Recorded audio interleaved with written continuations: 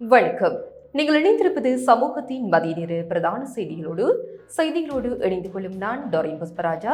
விரிவான செய்திகளுக்குள் செல்வதற்கு முன்பதாக முதலில் தலைப்புச் செய்திகள். தனியார் துறையினருக்கும் இணையவழி ரயில் பருவச்சீட்டு செப்டம்பர் முதல் அறிமுகம். இலங்கையில் தொடரும் வறட்சி, கடும் நீர் நெருக்கடியில் 25,563 குடும்பங்கள்.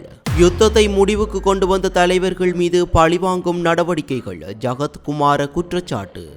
விவசாயிகளின் வயிற்றில் அடிக்காதீர்கள், அரிசி இறக்குமதிக்கு எதிர்க்கட்சி தலைவர் கண்டனம். சுரேஷ் சலேவின் தடுப்பு காவலை நீடிக்க வேண்டாம், ஜனாதிபதியிடம் மனைவி கோரிக்கை. கொழும்பு துறைமுக நகரில் சீன பிரஜை கடத்தி கொலை, 3 சீனர்களை தேடும் போலீசார். இந்த ஆண்டில் இதுவரை 1654 ஆபத்தான வாகன விபத்துகள், 1749 பேர் உயிரிழப்பு. வரலாற்றில் முதன்முறையாக பாகிஸ்தானுக்கு ஏற்றுமதியாகும் இலங்கை அன்னாசி பழங்கள். சமிட்புர சது வழங்கிய தகவலால் வெள்ளம்பட்டியவில் மறைத்து வைக்கப்பட்டிருந்த துப்பாக்கி மீட்பு. விசேட தேவையுடைய சிறுவர்களின் கல்வியை டிஜிட்டல் மயமாக்க முன்னோடி திட்டம். வடக்கு உள்ளிட்ட பகுதிகளில் வெப்பம் அதிகரிக்கும், பல இடங்களில் மழைக்கும் வாய்ப்பு. அவை எமது தலைப்புச் செய்திகள். இனி தொடர்பான விரிவான செய்திகள். தனியார் துறை ஊழியர்களுக்கும் இணையவழி ஊடாக ரயில் பருவச்சீட்டுகளை பெற்றுக்கொள்ளும் வசதியை எதிர்வரும் செப்டம்பர் மாதம் முதல் அறிமுகப்படுத்த திட்டமிட்டுள்ளதாக போக்குவரத்து அமைச்சர் பிமல் ரத்நாயக்க தெரிவித்துள்ளார். நேற்று நடைபெற்ற விசேட செய்தியாளர் சந்திப்பில் கலந்து கொண்டு கருத்து தெரிவிக்கையிலேயே அமைச்சர் இதனை தெரிவித்தார். இதற்கமைய எதிர்வரும் அக்டோபர் மாதம் அளவில் எவ்வித சிக்கலுமின்றி தனியார் துறை ஊழியர்களுக்கும் இணையவழி ரயில் பருவச்சீட்டு வசதியை வழங்க நடவடிக்கை எடுக்கப்பட்டு வருவதாகவும் அவர் குறிப்பிட்டார். அரசாங்கத்துறை ஊழியர்களுக்காக இணையவழி ரயில் பருவச்சீட்டுகளை பெற்றுக்கொள்ளும் வசதி கடந்த மாதம் அறிமுகப்படுத்தப்பட்டிருந்தது. இதேவேளை நாடு முழுவதும் சாரதிகள் மற்றும் பயணிகளின் பாதுகாப்பை மேலும் அதிகரிக்கும் நோக்கில் புதிய சட்டங்கள் மற்றும் ஒழுங்கு விதிகளை அறிமுகப்படுத்த நடவடிக்கை எடுக்கப்பட்டுள்ளதாகவும் அமைச்சர் தெரிவித்தார். எதிர்வரும் செப்டம்பர் 19ஆம் தேதி முதல் அதிவேக நெடுஞ்சாலைகளில் பயணிகளை ஏற்றிச் செல்லும் அனைத்து வாகனங்களின் சாரதிகளும் பயணிகளும் பாதுகாப்பு ஆசனப்பட்டி அணிவது கட்டாயமாக்கப்பட்டுள்ளதாகவும் அவர் தெரிவித்தார். மேலும் பொது போக்குவரத்து சேவைகளில் ஈடுபடும் சாரதிகளுக்கு 10 நாட்கள் விசேட பயிற்சி வழங்கவும், சாரதிகளை இலக்காக கொண்டு தொடர்ச்சியான போதைப் பொருள் பரிசோதனைகளை மேற்கொள்ளவும், தரமானதும் பாதுகாப்பானதுமான வாகனங்களை மாத்திரம் சேவையில் ஈடுபடுத்தவும் தீர்மானிக்கப்பட்டுள்ளதாக அமைச்சர் குறிப்பிட்டார். அத்துடன் மோட்டார் சைக்கிள் ஓட்டுநர்கள் SLS தரத்திலான பாதுகாப்பு தலைக்கவசங்களை பயன்படுத்துவது கட்டாயமாக்கப்பட்டுள்ளதுடன் எதிர்காலத்தில் மோட்டார் சைக்கிள்களுக்கென தனியான ஒழுங்குமுறையொன்றும் அறிமுகப்படுத்தப்பட உள்ளதாக அமைச்சர் மேலும் தெரிவித்தார். பாரிஸ் வாழ் மக்களே, உங்களின் பேராதரவை பெற்ற கல்யாணி மற்றும் அன்னபூரணி தயாரிப்புகள் இப்போது 2 கிளைகளிலும். பிடி கேஷன்கரி லாச்சப்பல், பிடி சூப்பர் ஸ்டோர் ஹார்லே கோனஸ். நாட்டில் நிலவும் கடுமையான வறட்சி நிலைமையால் 7 மாவட்டங்களைச் சேர்ந்த 25,563 குடும்பங்களின் 81,605 பேர் கடுமையான நீர் தட்டுப்பாட்டை எதிர்நோக்கியுள்ளதாக தேசிய பேரிடர் நிவாரண சேவை மையம் தெரிவித்துள்ளது. அம்பாறை, பொலனறுவை, மட்டக்களப்பு, பதுளை, மொனராகலை, அம்பாந்தோட்டை மற்றும் இரத்தினபுரி ஆகிய மாவட்டங்கள் வறட்சியான வானிலையால் கடுமையாக பாதிக்கப்பட்டுள்ளது. எதிர்காலத்தில் ஏற்படக்கூடிய எல்னினோ நிகழ்வுகளால் உருவாகக்கூடிய வறட்சி நிலைமைகளை எதிர்கொள்வதற்காகவும் பாதிக்கப்பட்ட மக்களுக்கு தடையின்றி நீர் வழங்குவதற்கும் விரைவான நடவடிக்கைகளை மேற்கொள்வதற்கும் பாதுகாப்பு அமைச்சினால் கடந்த ஆகஸ்ட் 6ஆம் தேதி சிறப்பு சுற்றறிக்கை வெளியிடப்பட்டுள்ளதாக சுற்றாடல் அமைச்சர் தம்மிக்க படபெந்தி தெரிவித்துள்ளார். இதன் அடிப்படையில் பாதிக்கப்பட்ட பகுதிகளுக்கு நீர் வசதிகளை வழங்குவதற்காக நடைமுறையில் உள்ள சட்டங்கள் மற்றும் விதிமுறைகளில் தேவையான திருத்தங்கள் மேற்கொள்ளப்பட்டுள்ளன. மேலும் போத்தல், குடிநீர் மற்றும் சுகாதார தேவைகளுக்காக ஒருவருக்கு நாளொன்றுக்கு வழங்கப்படும் நீரின் அளவு 6 லிட்டரில் இருந்து 15 லிட்டராக அதிகரிக்கப்பட்டுள்ளது. பாதிக்கப்பட்ட பகுதிகளுக்கு நீரை விநியோகிப்பதற்காக தற்போது 324 நீர் பவுசர்கள் சேவையில் ஈடுபடுத்தப்பட்டுள்ளதுடன் தேவைக்கேற்ப பிரதேச செயலாளர்கள் அல்லது பாதுகாப்பு படையினருக்கு சொந்தமான நீர் பவுசர்களையும் பயன்படுத்த நடவடிக்கை எடுக்கப்படும் என அதிகாரிகள் தெரிவித்துள்ளனர். இதேவேளை தற்போதைய வறட்சியினால் ஏற்படும் பேரிடர்களுக்கு நிவாரணம் வழங்குவதற்கும் எதிர்காலத்தில் ஏற்படக்கூடிய மழைக்கால நிலைமைகளை எதிர்கொள்வதற்கும் தேசிய வரவு செலவு திட்டத்தில் இருந்து 4.8 பில்லியன் ரூபாய் ஒதுக்கப்பட்டுள்ளதாக தேசிய பேரிடர் நிவாரண சேவை மையம் மேலும் தெரிவித்துள்ளது. 3 தசாப்தங்களாக நாட்டில் நிலவிய யுத்தத்தை முடிவுக்கு கொண்டு வந்து நாட்டை காப்பாற்றிய தலைவர்கள் மற்றும் அதில் பங்கெடுத்து ராணுவ வீரர்கள் மீது பழிவாங்கும் நடவடிக்கைகள் முன்னெடுக்கப்படுவதாக முன்னாள் பாராளுமன்ற உறுப்பினர் ஜகத்குமார் குற்றம் சாட்டியுள்ளார். ஸ்ரீலங்கா பொதுஜன பெரமுன கட்சி தலைமையகத்தில் நேற்று நடைபெற்ற ஊடகவியலாளர் சந்திப்பில் கலந்து கொண்டு கருத்து தெரிவிக்கும் போதே அவர் இதனை தெரிவித்துள்ளார். முன்னாள் ஜனாதிபதி மஹிந்த ராஜபக்ஷ நாட்டை காப்பாற்றுவதற்கும் படையினரின் மன உறுதியை அதிகரிப்பதற்கும் தனது மகன் ஜோஷித ராஜபக்ஷவை கடற்படையில் இணைத்ததாக அவர் குறிப்பிட்டுள்ளார். யுத்தத்தை முடிவுக்கு கொண்டு வந்த தரப்பினர் மீது தொடர்ச்சியாக வழக்குகள் தொடரப்படும் நிலையில் தற்போதைய அரசாங்க உறுப்பினர்கள் மீது முன்வைக்கப்பட்டுள்ள பாரிய முறைகேடு மற்றும் ஊழல் குற்றச்சாட்டுகள் தொடர்பில் உரிய நடவடிக்கைகள் எடுக்கப்படவில்லை என்றும் ஜகத் குமார குற்றஞ்சாட்டியுள்ளார். மேலும் தற்போதைய அரசாங்கம் மக்களின் வாழ்க்கை தரத்தை மேம்படுத்துவதாக வழங்கிய வாக்குறுதிகளை நிறைவேற்றவில்லை எனவும் அவர் தெரிவித்துள்ளார். விவசாயிகளுக்கு நெல்லுக்கான நியாயமான உத்தரவாத விலை வழங்கப்படும் என்றும் அரசு ஊழியர்களின் சம்பளம் 6 மாதங்களுக்கு ஒரு முறை அதிகரிக்கப்படும் என்றும் வழங்கப்பட்ட வாக்குறுதிகள் நிறைவேற்றப்படவில்லை எனவும் அவர் கூறியுள்ளார். அத்துடன் பாராளுமன்ற சலுகைகளை அனுபவிக்க மாட்டோம் என கூறி ஆட்சிக்கு வந்தவர்கள் தற்போது பாராளுமன்ற உணவுக்காக 80%க்கும் அதிகமான கூடுதல் செலவை மேற்கொள்வதாகவும் அவர் குற்றஞ்சாட்டியுள்ளார். இதனிடையே முன்மொழியப்பட்டுள்ள 22வது அரசியல் அமைப்பு திருத்தம் ஜனநாயகத்திற்கு அச்சுறுத்தலாக இருப்பதாகவும் ஜகத் குமார் தெரிவித்துள்ளார். 22வது அரசியல் அமைப்பு திருத்தத்திற்கு எதிராக ஸ்ரீலங்கா பொதுஜன பெரமுன நீதிமன்றத்தில் சட்ட நடவடிக்கை எடுக்கவுள்ளதாகவும் அவர் தெரிவித்தார். விவசாயிகளை ராஜாவாக்குவோம் என கூறிவிட்டு வெளிநாட்டிலிருந்து அரிசி இறக்குமதி செய்வது சரியா என எதிர்க்கட்சித் தலைவர் சஜித் பிரேமதாச நாடாளுமன்றத்தில் கேள்வி எழுப்பினார். 2026ஆம் ஆண்டின் சிறுபோகத்தில் நெல் கொள்வனவு செய்வதற்கு அரசுக்கு தேவையான 7500 மில்லியன் ரூபாய் நிதி ஒதுக்கீட்டை பெற்றுக்கொள்வதற்காக சமர்ப்பிக்கப்பட்ட குற்ற நிரப்பு மதிப்பீடு தொடர்பான விவாதத்தில் நேற்று பங்கேற்று உரையாற்றும் போதே அவர் மேற்கண்டவாறு தெரிவித்தார். 76 ஆண்டு கால விவசாயிகளின் சோகத்தை சுபீட்சமான நிலைக்கு மாற்றி தருவோம் என கூறி ஆட்சிக்கு வந்தவர்கள் இன்று விவசாயிகளின் வாழ்க்கை மற்றும் ஜீவனோபாயத்தை பொருளாதார படுகொலையாக மாற்றியுள்ளனர் என்று அவர் குற்றம் சாட்டினார். அரசின் அமைச்சர்களால் முன்வைக்கப்பட்ட தரவுகளின்படி சிவப்பு நாடு மற்றும் வெள்ளை நாடு போன்றவற்றுக்கான உற்பத்தி செலவை கணக்கிடும் போது விவசாயிகளுக்கு கிடைக்கும் குறைந்த லாபத்தை கொண்டு எவ்வாறு வாழ முடியும் என்றும் அவர் கேள்வி எழுப்பினார். கீரி சம்பா உள்ளிட்ட அரிசி வகைகளுக்கு உரிய கட்டுப்பாட்டு விலைகள் பிறப்பிக்கப்படாததற்கு காரணம் அத்துறையுடன் தனவந்தவர்கள் சம்பந்தப்பட்டிருப்பதே ஆகும் என்றும் அவர் தெரிவித்தார். நாட்டின் உண்மையான அரிசி தேவை 2.5 மில்லியன் மெட்ரிக் டன்னாக இருக்க 3.2 மில்லியன் மெட்ரிக் டன் உற்பத்தி செய்யப்படுகின்றது என்றும் 5 லட்சம் மெட்ரிக் டன் மேலதிக கையிருப்பு உள்ள நிலையிலும் 3,40,000 மெட்ரிக் டன் அரிசி இறக்குமதி செய்யப்பட்டுள்ளமை விவசாயிகளின் வயிற்றில் அடிப்பது போன்றது என்றும் அவர் குறிப்பிட்டார். நாட்டில் முறையான தேசிய விவசாய கொள்கை வகுக்கப்பட வேண்டும் என்றும் நெல் சந்தைப்படுத்தல் சபையை மேலும் வலுப்படுத்த வேண்டும். எல்னினோ மற்றும் லானினா தாக்கங்களை எதிர்கொள்ள தெளிவான வேலை திட்டங்களை உருவாக்க வேண்டும் என்றும் அவர் கேட்டுக்கொண்டார்.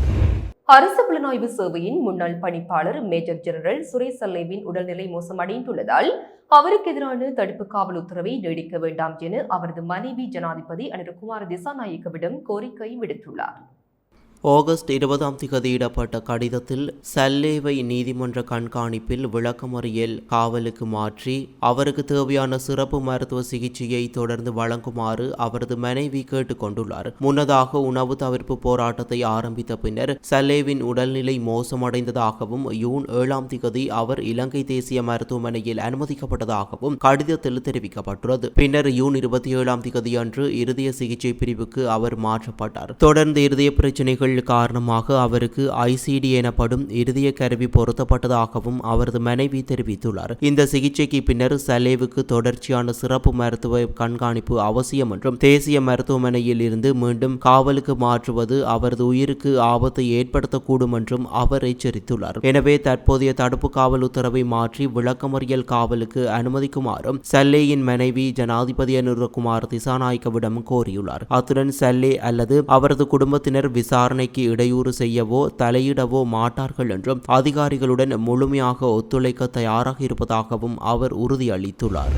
கொழும்பு துறைமுக நகரில் தங்கியிருந்து 3 சீன நாட்டவர்கள் மீது தாக்குதல் நடத்தி அவர்களில் ஒருவரை கடத்தி சென்று கொலை செய்த சம்பவம் தொடர்பில் தேடப்பட்டு வரும் 3 சீன நாட்டைச் சேர்ந்த சந்தேக நபர்களை கைது செய்வதற்கு போலீசார் பொதுமக்களின் உதவியை கோரியுள்ளனர்.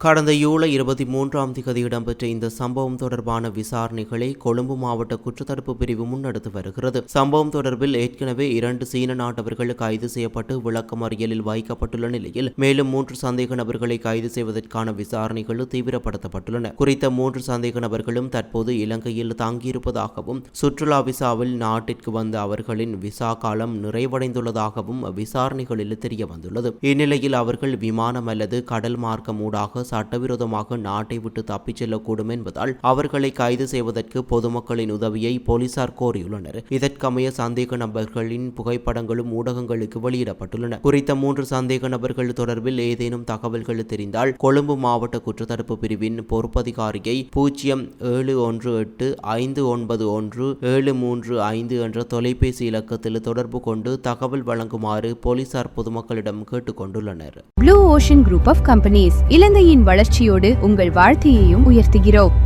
இந்த ஆண்டின் ஆரம்பம் முதல் நேற்று வரை நாட்டில் 1654 ஆபத்தான வாகன விபத்துகள் இடம்பெற்றுள்ளதாக போக்குவரத்து கட்டுப்பாடு மற்றும் வீதி பாதுகாப்பு பிரிவுக்கு பொறுப்பான பிரதி போலீஸ் மாதிபர் WPJ சேனாதீர தெரிவித்துள்ளார். குறித்த விபத்துகளில் 1749 பேர் உயிரிழந்துள்ளதாகவும் அவர் குறிப்பிட்டுள்ளார். மேலும் பாரிய விபத்துகளில் 4556 பேரும் சிறிய விபத்துகளில் 7295 பேரும் சிகிச்சைகளுக்காக அனுமதிக்கப்பட்டுள்ளதாகவும் விபத்துகளால் 3232 சொத்து சேதங்கள் பதிவாகியுள்ளதாகவும் அவர் தெரிவித்துள்ளார். வீதி விபத்துகளில் உயிரிழந்தவர்களில் 576 பேர் பாதசாரிகள், 617 பேர் மோட்டார் சைக்கிள் சாரதிகள், 122 பேர் பின்னிருக்கை பயணிகள், 119 பேர் மிதிவண்டி சாரதிகள், 139 பேர் சாரதிகள் மற்றும் 173 பேர் பயணிகள் என தெரிவிக்கப்பட்டுள்ளது. வீதி விபத்துகளால் ஏற்படும் உயிரிழப்புகளை தடுப்பதற்கு சாரதிகள் மற்றும் வீதியை பயன்படுத்தும் அனைவரும் அவதானத்துடன் செயற்பட வேண்டியது அவசியம் என போலீசார் வலியுறுத்தியுள்ளனர். இலங்கையின் அன்னாசி பழங்களை முதன்முறையாக பாகிஸ்தான் சந்தைக்கு ஏற்றுமதி செய்வதற்கான பொதியிடும் பணிகள் இன்றைய தினம் மேற்கொள்ளப்பட்டுள்ளன. இலங்கை ஏற்றுமதி அபிவிருத்தி சபை பாகிஸ்தானில் உள்ள இலங்கை உயர்ஸ்தானிகர் ஆலயம் மற்றும் இலங்கையில் உள்ள பாகிஸ்தான் உயர்ஸ்தானிகர் ஆலயம் உள்ளிட்ட பல பிரிவுகளின் ஒத்துழைப்புடன் இந்த திட்டம் நடைமுறைப்படுத்தப்படுகின்றது. சுமார் 252 மில்லியன் மக்கள் தொகையை கொண்ட பாகிஸ்தான் இலங்கை அன்னாசி பழங்களுக்கு அதிக வாய்ப்புள்ள சந்தையாக கருதப்படுகின்றது. பாகிஸ்தான் ஆண்டுதோறும் சுமார் 2000 முதல் 5000 மெட்ரிக் டன் வரையான அன்னாசி பழங்களை இறக்குமதி செய்வதுடன் அதன் பெறுமதி சுமார் 10 மில்லியன் அமெரிக்க டாலர்களாகும். தாய்லாந்து மற்றும் பிலிப்பைன்ஸ் ஆகிய நாடுகள் தற்போது பாகிஸ்தானுக்கு அன்னாசி பழங்களை வழங்கும் முக்கிய நாடுகளாக உள்ளன. இலங்கை அன்னாசி பழங்களின் தரம், புத்துணர்ச்சி, தனித்துவமான சுவை மற்றும் இரு நாடுகளுக்கும் இடையிலான புவியியல் நெருக்கம் ஆகிய காரணங்களால் பாகிஸ்தான் சந்தையில் இலங்கைக்கு அதிக பங்கை பெற முடியும் என எதிர்பார்க்கப்படுகின்றது. இலங்கையிலிருந்து ஏற்றுமதி செய்யப்படும் அனைத்து அன்னாசி பழங்களும் நல்ல விவசாய நடைமுறைகள் சான்றிதழ் பெற்று பண்ணைகளிலிருந்து பெறப்பட வேண்டும் என்பதுடன் சம்பந்தப்பட்ட உற்பத்தியாளர்கள் மற்றும் ஏற்றுமதியாளர்கள் விவசாய திணைக்களத்தில் பதிவு செய்யப்பட்டிருக்க வேண்டும் என அறிவிக்கப்பட்டுள்ளது. தடுப்பு காவல் உத்தரவின் கீழ் கொழும்பு குற்றத்தடுப்பு பிரிவின் பொறுப்பில் வைக்கப்பட்டுள்ள சமித்புர சதி என அழைக்கப்படும் ஒழுங்கமைக்கப்பட்டு குற்றச்செயல் சந்தேக நபர் திமித்ரு சதுரங்கவிடம் மேற்கொள்ளப்பட்ட விசாரணைகளின் போது மேலும் பல முக்கிய தகவல்கள் வெளியாகியுள்ளன.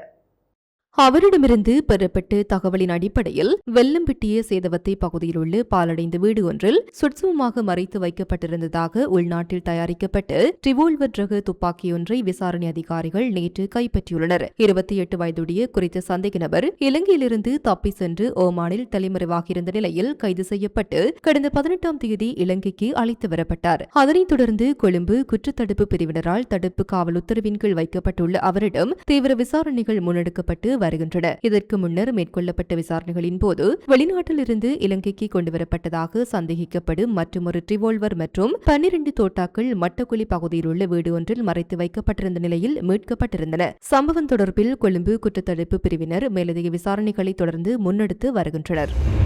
விசேட தேவையுடைய சிறுவர்களின் கல்வி நடவடிக்கைகளை டிஜிட்டல் மயமாக்குவதுடன் உதவி தொழில்நுட்பங்களை விரிவாக பயன்படுத்துவதற்கான மூலோபாய திட்டங்களை தயாரிப்பது தொடர்பிலான விசேட கலந்துரையாடல் பிரதமர் கலாநிதி ஹரணி அமரசூரியவின் தலைமையில் நடைபெற்றது. இதன்போது முறையான திட்டமிடலின்றி இத்தகைய திட்டங்களை நடைமுறைப்படுத்துவதால் முதலீடுகள் மற்றும் உபகரணங்கள் வீணாகும் அபாயம் உள்ளதாக சுட்டிக்காட்டப்பட்டது. எனவே திட்டத்தின் முன்னோடி கட்டத்தை விரிவாக திட்டமிடுவதுடன் ஒவ்வொரு துறையும் எதிர்கொள்ளும் சவால்களை தனித்தனியாக கவனத்தில் கொள்ள வேண்டியதன் அவசியமும் வலியுறுத்தப்பட்டது. இதற்கமைய ஆரம்ப கட்டத்தில் மட்டுப்படுத்தப்பட்ட எண்ணிக்கையிலான பாடசாலைகள் மற்றும் உபகரணங்களை பயன்படுத்தி முன்னோடி திட்டமாக இதனை நடைமுறைப்படுத்த தீர்மானிக்கப்பட்டுள்ளது. முன்னோடி திட்டத்தின் மூலம் பெறப்படும் நடைமுறை அனுபவங்கள் மற்றும் இனங்காண பிரச்சினைகளை ஆய்வு செய்து தேவையான திருத்தங்கள் மற்றும் மேம்பாடுகளை மேற்கொள்ளவும் அறிவுறுத்தப்பட்டுள்ளது. ஆரம்ப கட்டத்தில் கற்றல் குறைபாடுகள் கொண்டு மாணவர்களின் குறிப்பிட்ட தேவைகளுக்கு முன்னுரிமை வழங்கப்படவுள்ளதுடன் எதிர்காலத்தில் திட்டத்தை முறையாக நாடளாவிய ரீதியில் விரிவுபடுத்தவும் திட்டமிடப்பட்டுள்ளது. தற்போது முன்னெடுக்கப்படும் கல்வி சீர்திருத்தங்களுடன் இத்திட்டத்தினை ஒருங்கிணைக்கவும் தீர்மானிக்கப்பட்டுள்ளது. அதன் ஆரம்ப கட்டத்தில் 1, 2 மற்றும் 6ஆம் தரங்களுக்கு முன்னுரிமை வழங்கப்படவுள்ளது. மேலும் விசேட தேவையுடைய சிறுவர்களுக்கான அடிப்படை வசதிகள் ஏற்கனவே காணப்படும் பாடசாலைகள் மற்றும் கல்வி சீர்திருத்தங்களின் கீழ் அபிவிருத்திக்காக தெரிவு செய்யப்பட்டுள்ள பாடசாலைகளுக்கு விசேட கவனம் செலுத்தப்படவுள்ளது. பிரதமர் கலாநிதி கரணி அமரசூரிய இன்று யாழ்ப்பாணத்திற்கு விஜயம் செய்யவுள்ளார். பல்கலைக்கழகத்தின் தெரிவு செய்யப்பட்ட மாணவர்களுக்கான புலமை பரிசில் வழங்கும் நிகழ்வு உள்ளிட்ட பல முக்கிய நிகழ்வுகளில் பங்கேற்கும் நோக்கிலேயே அவர் யாழ்ப்பாணத்திற்கு வருகை தருகின்றார். இந்த நிகழ்வுகள் யாழ்ப்பாண மாவட்ட செயலகத்தில் நடைபெறவுள்ளன. அதேவேளை யாழ்ப்பாணம் நல்லூர் கந்தசுவாமி கோயிலின் வருடாந்த மகோத்சவம் இடம்பெற்று வரும் நிலையில் பிரதமர் ஆலயத்திற்கு வருகை தந்து வழிபாடு செய்வார் எனவும் எதிர்பார்க்கப்படுகின்றது. மேல் மற்றும் சப்ரகமுவ மாகாணங்களிலும் கண்டி, நுவரெலியா, காலி மற்றும் மாத்தறை மாவட்டங்களிலும் பல தடவைகள் மழை பெய்யக்கூடும் என வளிமண்டலவியல் திணைக்களம் அறிவித்துள்ளது. அம்பாறை, மொனராகலை மற்றும் மட்டக்களப்பு மாவட்டங்களின் சில இடங்களில் பிற்பகல் 2 மணிக்கு பின்னர் மழையோ அல்லது இடியுடன் கூடிய மழையோ பெய்யக்கூடும் என அந்த திணைக்களம் வெளியிட்டுள்ள வானிலை முன்னறிவிப்பில் குறிப்பிடப்பட்டுள்ளது. நாட்டின் ஏனைய பிரதேசங்களில் பிரதானமாக வறண்ட வானிலை நிலவக்கூடும். கிழக்கு மாகாணத்திலும் அத்துடன் பொலனறுவை, ஜாழ்ப்பாணம், கிளிநொச்சி, வவுனியா, முல்லைத்தீவு மற்றும் மொனராகலை மாவட்டங்களிலும் பகல் வேளையில் அதிகரித்த வெப்பநிலையை மனித உடலினால் உணரக்கூடியதாக இருக்கும். மத்திய மலை நாட்டின் மேற்கு சரிவு பகுதிகளிலும் வடமத்திய மற்றும் வடமே மாகாணங்களிலும் மன்னார், திருகோணமலை, அம்பாந்தோட்டை மற்றும் மாத்தளை மாவட்டங்களிலும் அவ்வப்போது மணித்தியாலத்திற்கு 30 தொடக்கம் 40 கிலோமீட்டர் வரை பலத்த காற்று வீசக்கூடும். கடல் பிராந்தியங்களில் மணித்தியாலத்திற்கு 30 தொடக்கம் 40 கிலோமீட்டர் வேகத்தில் மேற்கு திசையிலிருந்து தென்மேற்கு திசையை நோக்கி காற்று வீசும். காங்கேசன்துறை தொடக்கம் மன்னார் ஊடாக சிலாபம் வரையான அத்துடன் மாத்தறை தொடக்கம் ஹம்பாந்தோட்டை ஊடாக பொத்துவில் வரையான கடல் பிராந்தியங்களில் மணித்தியாலத்திற்கு 50 தொடக்கம் 60 கிலோமீட்டரிலும் கூடிய வேகத்தில் அடிக்கடி காற்று அதிகரித்து வீசக்கூடும். நாட்டை சூழ உள்ள ஏனைய கடல் பிராந்தியங்களில் மணித்தியாலத்திற்கு 45 தொடக்கம் 50 கிலோமீட்டரிலும் கூடிய வேகத்தில் இடைக்கிடையே காற்று அதிகரித்து வீசக்கூடும். இவ்வாறான சந்தர்ப்பங்களில் இக்கடல் பிராந்தியங்கள் ஓரளவு கொந்தளிப்பாக காணப்படும். சிலாபம் தொடக்கம் காலி, மாத்தறை ஊடாக பொத்துவில் வரையான கடல் பிராந்தியத்தில் கடல் அலையானது சுமார் 2.0 தொடக்கம் 2.5 மீட்டர் உயரத்திற்கு மேலெழக்கூடும். ஆகையினால் இக்கடல் பிராந்தியங்களுக்கு செல்லும் மீனவர்களும் கடல்சார் ஊழியர்களும் அவதானத்துடன் செயல்படுமாறு கேட்டுக் கொள்ளப்படுகின்றனர். இத்துடன் சமூகத்தின் மதிய நேர பிரதான செய்திகள் நிறைவு பெறுகின்றன. தொடர்ந்தும் சமூகத்தோடு இணைந்திருங்கள். எமது RIP பேச்சுக்கு கிடைத்த மரண அறிவித்தல்கள். யாழ்ப்பாணம் கோவில் வீதியை புறப்படமாகவும் பிரித்தானியா ஹாரோவை வதிவிடமாகவும் கொண்டிருந்த திருமதி ஜெயானந்தன் சரோஜா அவர்கள் 21/8/2026 வெள்ளிக்கிழமை அன்று காலமானார். கிளிநொச்சியை புறப்படமாகவும் பிரித்தானியா ஹைவே ஹோமை வதிவிடமாகவும் கொண்டிருந்த திரு சுஜந்தன் சண்முகநாதன் அவர்கள் 14/8/2026 வெள்ளிக்கிழமை அன்று காலமானார். யாழ்ப்பாணம் கொக்குவிலை புறப்படமாகவும் வதிவிடமாகவும் கொண்டிருந்த திரு சபாரத்னம் சிவனேசன் அவர்கள் 20/8/2026 வியாழக்கிழமை அன்று காலமானார். மட்டக்களப்பை புறப்படமாகவும் திருகோணமலையை வதிவிடமாகவும் கொண்டிருந்த திரு நாகலிங்கம் சுரேந்திரா அவர்கள் 20/8/2026 வியாழக்கிழமை அன்று காலமானார். மேலே அறிவிக்கப்பட்ட அனைத்து மரண அறிவித்தல் இறுதிக்கிரியை பற்றிய தகவல்களை அறிந்து கொள்ள ரிப்டாட் பேஜை பார்வையிடுங்கள். இதற்கான லிங்க் கீழிருக்கும் டிஸ்கிரிப்ஷனில் பார்வையிடலாம். இது போன்ற செய்திகளை தெரிந்து கொள்ள சமூகம் நியூஸ் சேனலை சப்ஸ்கிரைப் செய்து அருகில் உள்ள பெல் பட்டனை கிளிக் செய்யுங்கள். மேலும் இது போன்ற செய்திகளை உடனுக்குடன் தெரிந்து கொள்ள சமூகமீடியா.com என்ற இணையதளத்தின் வாயிலாகவும் எங்களுடன் இணைந்திருங்கள்.